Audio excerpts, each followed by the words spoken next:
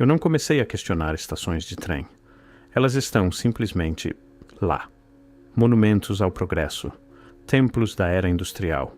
Ou pelo menos, era isso que eu sempre havia presumido. Mas quanto mais fundo eu olhava para essa história da infraestrutura ferroviária global, mais certos detalhes se recusavam a fazer sentido. Não inconsistências menores, grandes, do tipo que te fazem recuar da sua pesquisa e fazer uma pergunta que você nunca pretendeu fazer. E se as ferrovias não fossem o que pensamos que eram? Deixe-me mostrar o que quero dizer. Grand Central Terminal, em Nova York, concluído em 1913. Olhe para o teto, um mural astronômico abrangendo 12.000 pés quadrados, pintado ao contrário, mostrando o céu do Mediterrâneo com 2.500 estrelas renderizadas em folha de ouro contra um firmamento verde azulado. O salão principal, 275 pés de comprimento, 120 pés de largura, 125 pés de altura no seu pico. Tudo acabado em mármore do Tennessee e adornado com estatuária que não ficaria fora de lugar numa catedral, para uma estação de trem. Agora olhe para Leipzig Hauptbahnhof, na Alemanha, concluída em 1915. A maior estação terminal da Europa por área, 8,5 acres sob um único teto, uma fachada se estendendo por quase 1.000 pés, cravejada com 6 torres. Por dentro, um salão de tais proporções que as primeiras fotografias lutam para capturar sua escala. A abóbada de ferro e vidro acima das plataformas sobe 115 pés no ar, para trens que funcionavam a carvão e vapor. Ou considere Chhatrapati Shivaji Terminus em Mumbai, anteriormente Victoria Terminus, concluído em 1887. Eles chamavam de uma catedral ao vapor. Arquitetura neogótica combinada com motivos de palácio indiano, apresentando domos, pináculos, arcos pontiagudos e vitrais. O domo central sobe a 225 pés.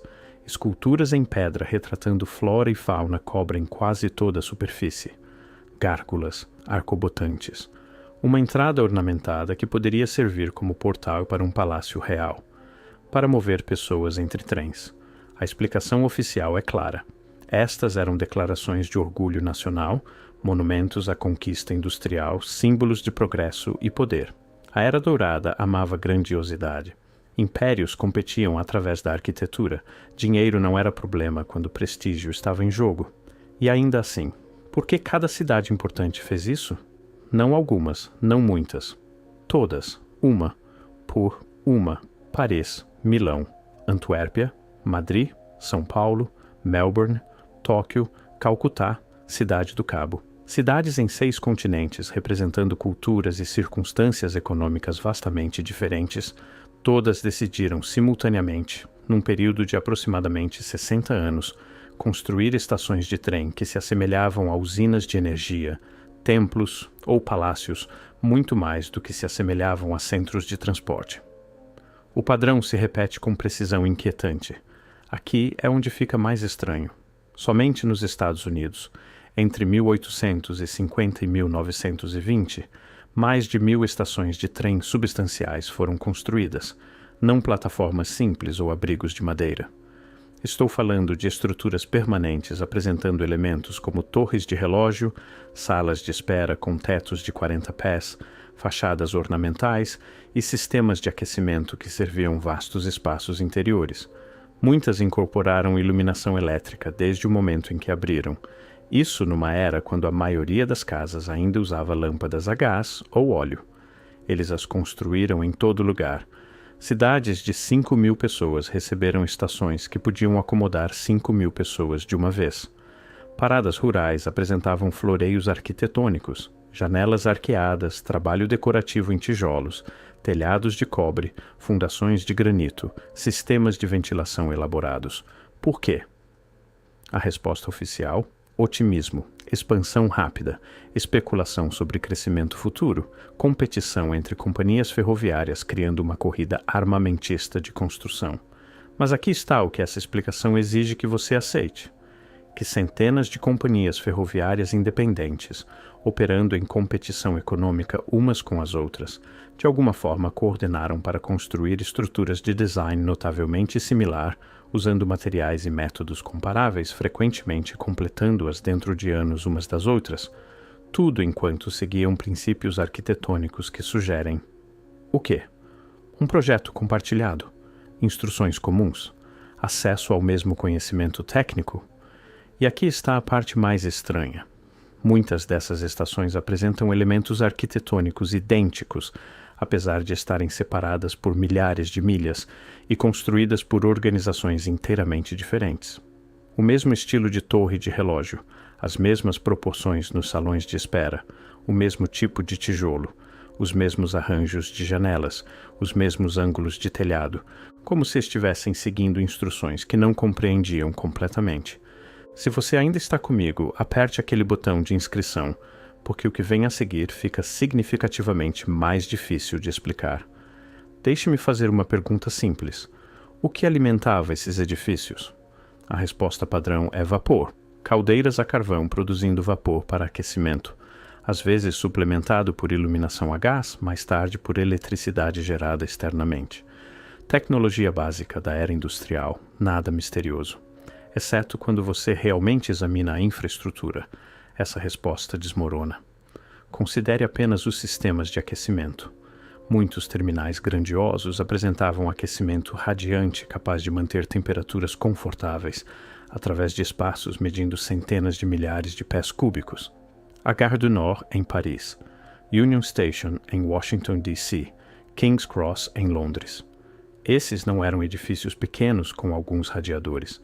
Estamos falando de controle climático para volumes do tamanho de catedrais, requerendo milhares de BTUs por hora, e de alguma forma realizando isso eficientemente o suficiente para que as estações permanecessem em operação contínua durante todo o ano.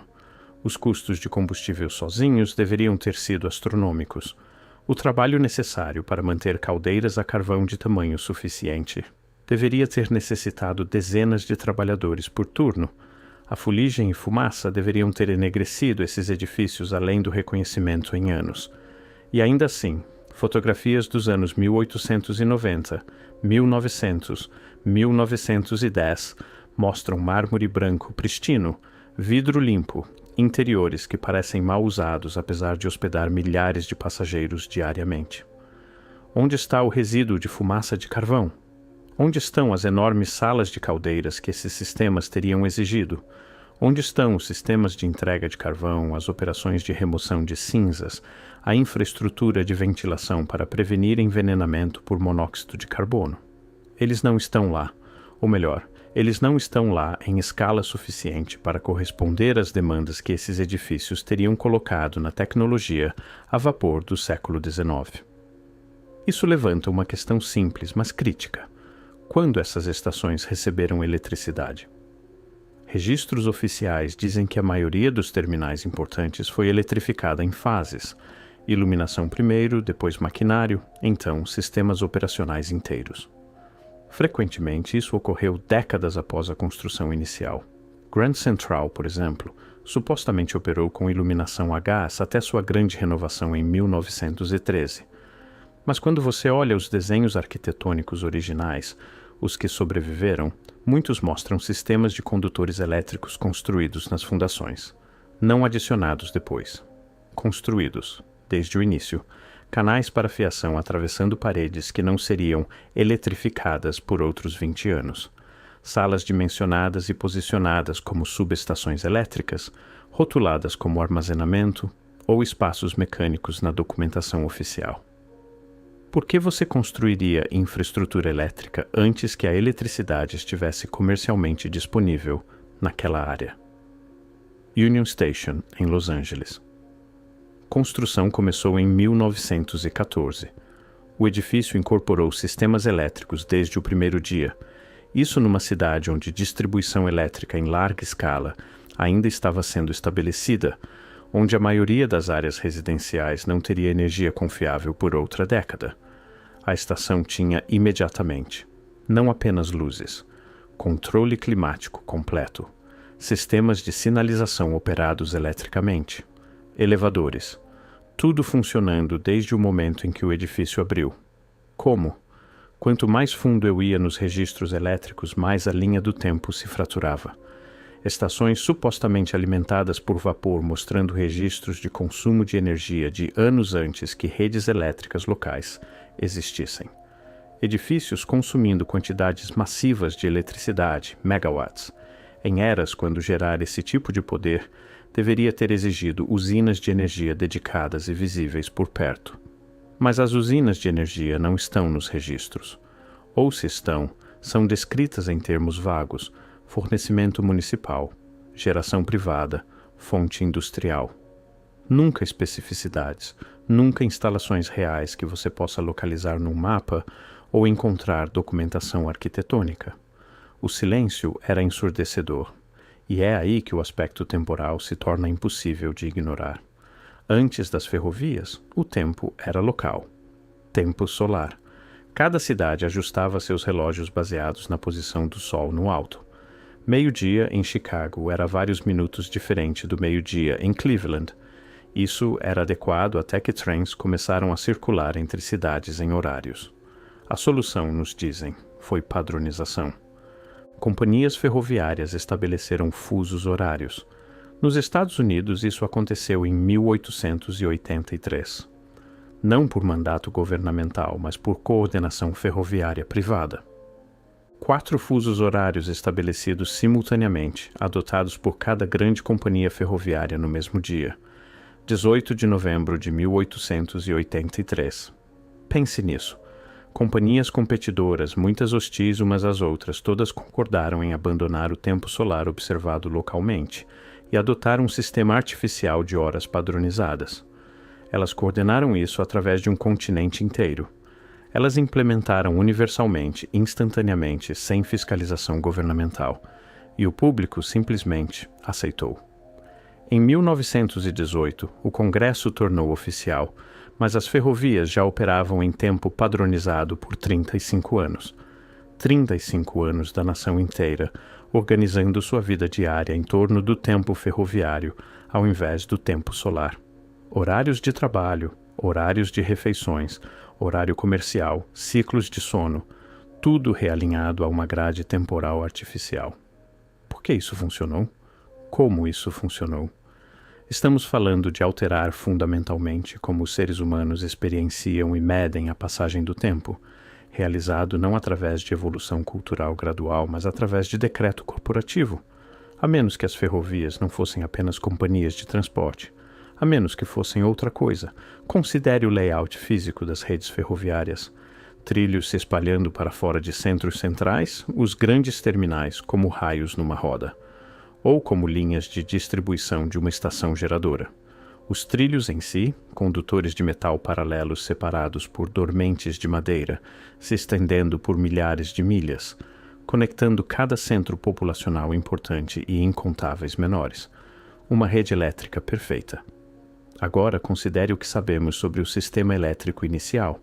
A energia DC de Edison só podia transmitir efetivamente por curtas distâncias. O sistema AC de Tesla podia ir mais longe, mas requeria infraestrutura substancial. A rede elétrica, como a conhecemos hoje, a que alimenta sua casa agora, não se materializou completamente até os anos 1920 e 30. Mas a rede ferroviária estava completa em 1890. Cada cidade importante conectada. A maioria das menores também. Milhões de milhas de trilhos de metal paralelos com edifícios terminais elaborados posicionados em intervalos regulares, todos construídos dentro de aproximadamente 60 anos. E se as ferrovias não fossem primariamente sobre mover pessoas? E se fossem sobre mover poder? Olhe a evidência arquitetônica novamente com isso em mente. Aqueles salões enormes não são apenas para passageiros, são para abrigar equipamento. Aquelas torres não são apenas decorativas, são para transformadores ou receptores. Aqueles telhados de cobre não são ornamentais, são condutivos. Aquelas fundações não são superengenheiradas, são sistemas de aterramento. Os sistemas de ventilação não são para ar. As salas mecânicas não são para vapor. Os espaços de armazenamento não são para bagagem. Uma vez que você vê, não pode deixar de ver. Mas aqui está o que quebra completamente a narrativa convencional. Isso aconteceu em todo lugar, tudo de uma vez. Europa, as Américas, Ásia, África, Austrália. Dos anos 1850 até 1910, centros urbanos pelo planeta passaram por transformações idênticas. Estações ferroviárias apareceram, massivas e ornamentadas. Trilhos se espalharam para fora. Tempo padronizado. Infraestrutura elétrica se manifestou, frequentemente antes que a eletricidade estivesse supostamente disponível. Não havia internet. Sem telefones inicialmente, sem comunicação global rápida. Viagens entre continentes levavam semanas ou meses. E ainda assim, de alguma forma, cidades separadas por oceanos construíram infraestrutura ferroviária quase idêntica, seguindo os mesmos princípios arquitetônicos durante a mesma estreita janela histórica. A coordenação necessária para isso é impossível, não improvável, impossível, a menos que todos estivessem trabalhando do mesmo projeto, a menos que estivessem herdando ou reaproveitando infraestrutura existente, a menos que alguém ou algo forneceu o conhecimento, os planos, a tecnologia. É aqui que Tartária entra na conversa. Não como um império, não como uma civilização específica, mas como um termo reserva para algo que perdemos. Um nível prévio de conquista tecnológica que o registro histórico não contém ou obscureceu ativamente. Porque aqui está o que a evidência sugere. Esses edifícios não foram construídos para ferrovias da era do vapor. Eles eram avançados demais, sofisticados demais, uniformes demais. Foram projetados para outra coisa, então adaptados, talvez imperfeitamente, para servir necessidades de transporte, uma vez que o propósito original foi esquecido, ou não pôde mais ser cumprido. As fotografias de inundação de lama mostram isso. Aquelas imagens de cidades do século XIX com edifícios enterrados até seus segundos andares, níveis térreos que eram claramente primeiro andares antes, escadarias descendo para a terra. A explicação oficial é elevação de terra, preenchimento urbano, assentamento geológico. Mas quando você encontra o mesmo padrão em cidades mundialmente, quando você vê estações ferroviárias com níveis inferiores que mostram sinais de uso anterior, quando características arquitetônicas só fazem sentido se o edifício antes estava vários pés mais alto. O que aconteceu? Não enterro gradual, não acumulação lenta de sedimentos, não décadas de desenvolvimento urbano, mas algo rápido o suficiente para que cidades inteiras ajustassem seus níveis de rua para combinar, algo universal o suficiente para afetar cada continente simultaneamente. Algo sobre o qual concordamos de alguma forma não discutir em histórias oficiais. As estações ferroviárias sobreviveram, ou foram construídas imediatamente depois, e elas entraram online com capacidades tecnológicas que supostamente ainda não existiam, alimentadas por sistemas de energia que nos dizem que ainda estavam há décadas de desenvolvimento, tudo coordenado através de um planeta que carecia de infraestrutura de comunicação para coordenar qualquer coisa. E então, de repente, eles pararam. Em 1920, a era da construção de terminais grandiosos acabou. Estações continuaram a ser construídas, mas eram diferentes, funcionais, modernas, utilitárias. Art Deco, ao invés de Beaux-Arts. Aço e concreto ao invés de mármore e cobre. Menores, mais simples, projetadas explicitamente para transporte ao invés de qualquer coisa para a qual aqueles edifícios anteriores foram projetados. As antigas foram frequentemente demolidas. Penn Station, em Nova York, destruída em 1963, um edifício tão magnífico que sua perda desencadeou o movimento de preservação histórica. Grand Central Station, de Chicago, demolida em 1969. Broad Street Station, em Filadélfia, demolida em 1952. Dezenas de outras desaparecidas, não deterioradas além do reparo, não ultrapassadas, demolidas, de propósito. As que sobreviveram foram frequentemente convertidas para outros usos ou permitidas a decair. Ou foram renovadas de formas que arrancaram sua infraestrutura interna, substituindo sistemas originais com equivalentes modernos, removendo os próprios elementos que poderiam nos dizer o que realmente eram. Como se alguém estivesse apagando evidências. Então, o que eram? Receptores de energia? Centros de distribuição? Câmaras de ressonância? Algo utilizando os trilhos em si como sistema de transmissão, extraindo poder que não sabemos mais como acessar ou reconhecer? Por que o tempo ferroviário substituiu o tempo natural? Foi realmente apenas conveniência de agendamento ou sincronização temporal era necessária para o sistema funcionar? Por que a construção parou tão abruptamente nos anos 1920? O que mudou? O que foi perdido? O que esquecemos ou escolhemos esquecer? E por que há tão pouca documentação? Para uma era supostamente obcecada com manter registros para edifícios que custaram milhões para construir e empregaram milhares, o rastro de papel é suspeitosamente fino. Plantas arquitetônicas faltando. Fotografias de construção raras. Especificações técnicas detalhadas inexistentes. Registros financeiros vagos. A história oficial exige que acreditemos que companhias competidoras, sem mecanismo de coordenação, simultaneamente decidiram construir infraestrutura idêntica através de 6 continentes usando tecnologia que supostamente não tinham, alimentada por sistemas que não deixaram evidência física, tudo enquanto mantinham registros notavelmente pobres de todo o processo. Isso não é história. É mitologia fingindo ser história. Eu fico agora na Union Station, Los Angeles, o mesmo edifício que mencionei anteriormente. Estou olhando para o teto, para as vigas de madeira ilustres, para os detalhes arquitetônicos que supostamente não servem propósito além da estética. Mas estou vendo outra coisa agora. Canais, padrões, simetrias que engenharia chamaria redundante, mas física poderia chamar ressonante. O edifício ainda está aqui, ainda funcional, ainda bonito, ainda silencioso sobre o que realmente era. A evidência sugere algo muito maior do que nos foi contado. Uma rede global, uma infraestrutura de energia, um nível de sofisticação tecnológica que desapareceu, ou foi feito desaparecer, dentro de uma única geração. Conhecimento perdido tão completamente que agora ensinamos sua sombra pálida como o pináculo da conquista. A energia proibida dos impérios ferroviários talvez ainda esteja aqui. Talvez nunca tenha partido. Talvez estejamos parados no meio disso agora, usando 5% de sua capacidade, chamando de progresso, e nos perguntando por que os edifícios que nossos bisavós casualmente construíram ainda diminuem qualquer coisa que fazemos hoje. As estações permanecem, os trilhos permanecem, as torres ainda ficam de pé, mas o poder real, se foi. Ou será? Essa é a questão que me mantém acordado à noite, porque uma vez que você vê o padrão, uma vez que reconhece a impossibilidade da explicação oficial, você não pode retornar à certeza confortável.